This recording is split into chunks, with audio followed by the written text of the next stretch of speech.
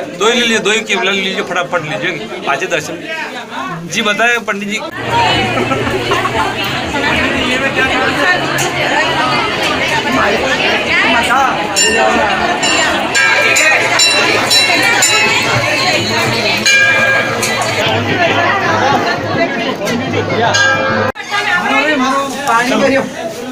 बैठ जाओ 2 मिनट, पाँच दर्शन। अरे वहाँ रोक दे 2 मिनट।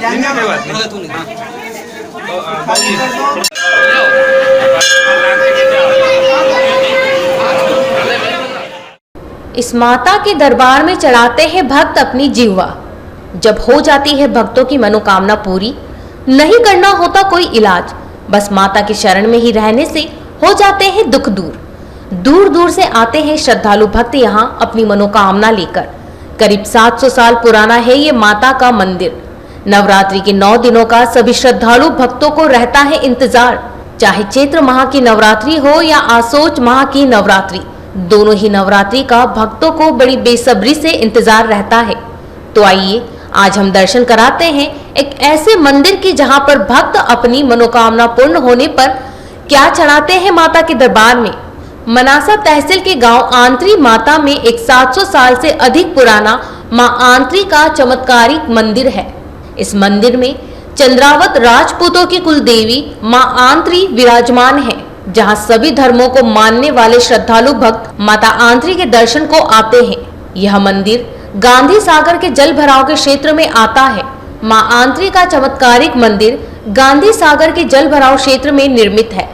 देवी मां आंत्री चंद्रावत राजपूतों की कुल देवी है।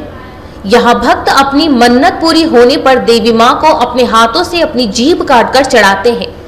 भक्तों का दावा है कि जीभ अर्पित करने के 7 दिनों के भीतर ही जीभ पुनः वापस आ जाती है और भक्तों को बोलने में कोई परेशानी नहीं होती। यहाँ अभी तक कई जीभें चढ़ाई जा चुकी हैं।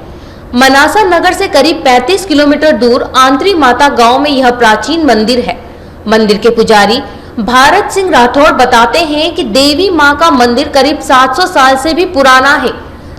देवी मां के दर्शन व पूजन के लिए चैत्र व शारदीय नवरात्रि में दूर दूर से भक्त आते हैं। मध्य प्रदेश राजस्थान के लोगों की देवी मां के प्रति अगाध आस्था है।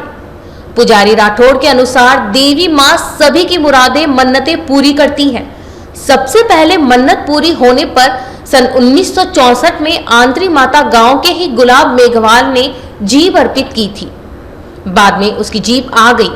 उसके बाद मंदिर में जीभ अर्पित करने का क्रम शुरू हो गया। इस नवरात्रि में भी करीब 4 भक्तों द्वारा जीभ अर्पित करने की बात मंदिर में सामने आई है।